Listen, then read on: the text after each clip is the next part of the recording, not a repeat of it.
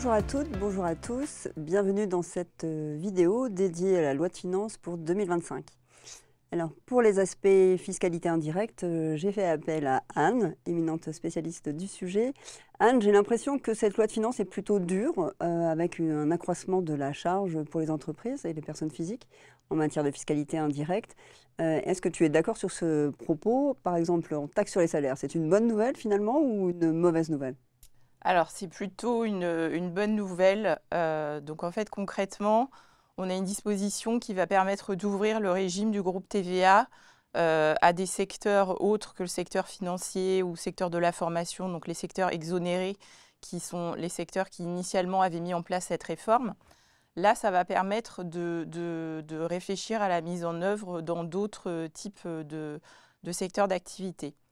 Donc cette mesure, si on veut la replacer dans son contexte, le dispositif du groupe TVA, il a été mis en France en place pour pallier la fin du régime des groupements de moyens pour le secteur financier, qui avait été jugé comme étant non conforme au droit communautaire.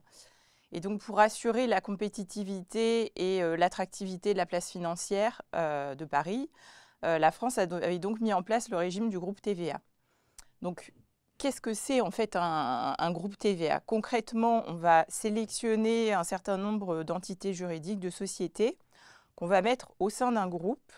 Et après, on va raisonner un peu de manière fictive, comme si l'ensemble de ces sociétés constituait une seule et même personne morale. En fait, on parle du coup d'un assujetti unique. Ce qui veut dire que les flux entre les différents membres de ce groupe TVA sont vus comme des flux internes. Et de la même façon qu'aujourd'hui, quand on a des relations siège-succursale, c'est un flux hors champ. C'est-à-dire que les flux au sein d'un groupe TVA, ils vont être hors champ de la TVA. Le pendant, c'est que les opérations hors champ ont un impact négatif en matière de taxes sur les salaires. Donc quand le régime a été mis en place pour le secteur financier, il y avait des gains qui étaient significatifs d'un point de vue récupération de TVA, qu'on mettait en balance avec les coûts supplémentaires en matière de taxes sur les salaires. Mais évidemment, pour les secteurs qui sont 100% récupérateurs de TVA, il n'y avait aucun intérêt en fait à mettre en place ce régime. Cela étant, avoir un régime de groupe TVA qui est quand même un régime prévu d'un point de vue communautaire et qui soit en pratique limité à un secteur d'activité, c'était un peu gênant en fait en termes d'égalité d'accès aux différents régimes fiscaux.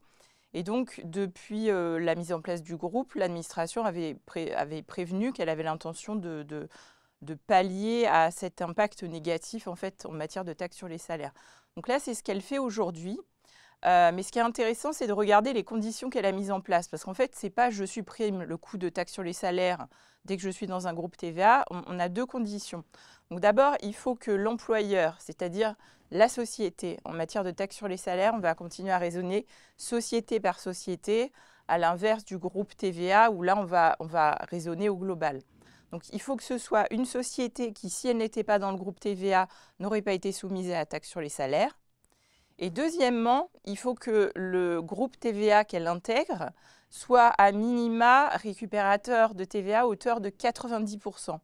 Donc concrètement, ça veut dire que les groupes TVA qui se sont constitués depuis 2023, depuis l'ouverture du régime, essentiellement sur le secteur financier, ils n'ont pas vocation à bénéficier de cette disposition-là, puisque en pratique, ils sont beaucoup moins récupérateurs de TVA.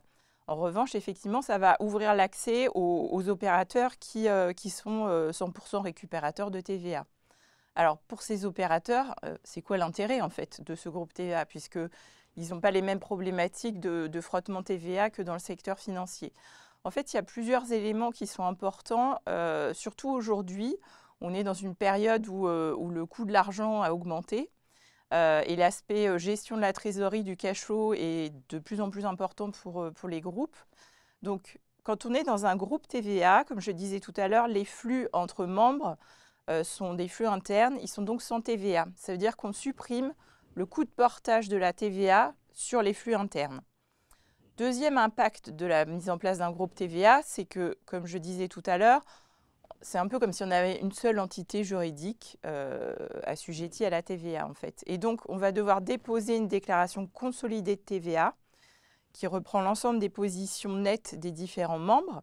et qui va permettre justement de netter les débits et les crédits de TVA au sein d'un groupe et du coup de s'acquitter uniquement du delta qui serait dû vis-à-vis de l'administration.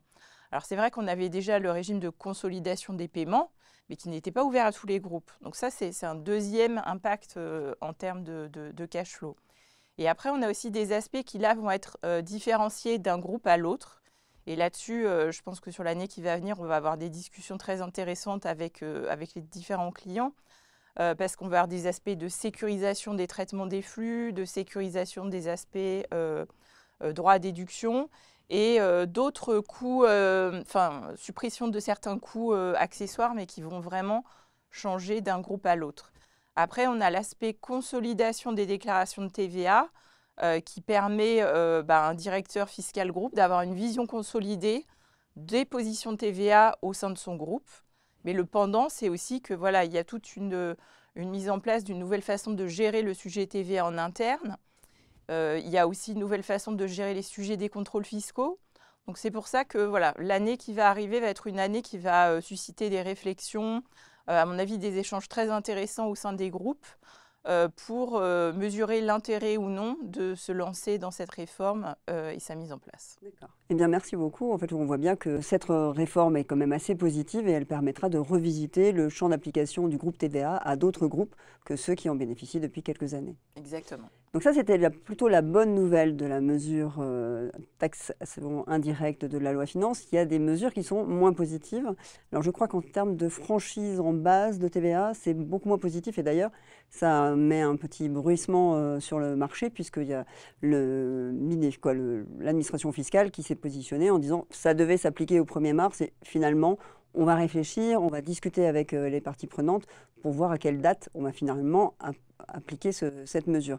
Alors, de quoi parlons-nous exactement ? Tout à fait, effectivement. En fait, il y a un dispositif qui permet aux opérateurs qui ont un chiffre d'affaires relativement limité, qui réalisent une activité qui normalement est dans le champ de la TVA et devrait être soumise à TVA, de se dispenser de collecter et d'acquitter la TVA, et en échange, ils ne récupèrent pas la TVA sur leurs achats. C'est un peu une mesure de simplification. Comme on peut le voir sur le slide qui a été préparé, les seuils ont été abaissés de façon très significative, ce qui peut être un gros changement, notamment pour des petits opérateurs. Et la raison pour laquelle on en discute aujourd'hui ensemble, c'est parce que pour moi, il y a notamment deux cas de figure qui pourraient être d'application auprès de nos clients. Déjà, dans les gros groupes, souvent, il y a une ou deux entités avec un statut un peu plus particulier, une association, une fondation, voilà, qui a une activité un peu annexe par rapport au reste, et pour laquelle on ne s'est pas toujours posé la question de savoir si elle était ou non dans le champ de la TVA, parce que justement, on utilisait ce mécanisme de franchise. Donc, c'est l'occasion de se noter sur sa to-do list cette année que, lorsque cette disposition sera d'application, revérifier les raisons pour lesquelles certaines entités, on les a sorties du champ de TVA. Et une autre application peut-être plus concrète et personnelle pour les personnes qui peuvent nous écouter, pour ceux qui, par exemple, font de la location para-hôtelière, qui ont une résidence secondaire et qui sont mis en location. Comme on peut le voir, la franchise le montant maximum de rémunération qui permettait de se dispenser de collecter la TVA, c'était 85 000 €. Si cette mesure est d'application, ça sera 25 000 €. On voit qu'on change concrètement. Donc voilà, c'était l'objet de ce propos était de mettre sur le radar des différentes personnes le suivi de cette mesure, si elle est effectivement mise en œuvre. Ouais, exactement. Donc ça, c'était la mauvaise nouvelle, entre guillemets. Autre sujet sur lequel il y a un petit durcissement sont les logiciels de caisse. Oui, tout à fait. Alors là, ça va intéresser plus particulièrement les opérateurs du secteur de la distribution, notamment ceux qui peuvent avoir des boutiques pour lesquelles la comptabilité est gérée via des logiciels de caisse. Donc l'administration a supprimé la possibilité pour les éditeurs de logiciels de caisse, la possibilité de s'auto-certifier sur le fait que leur logiciel assure l'intégrité des données.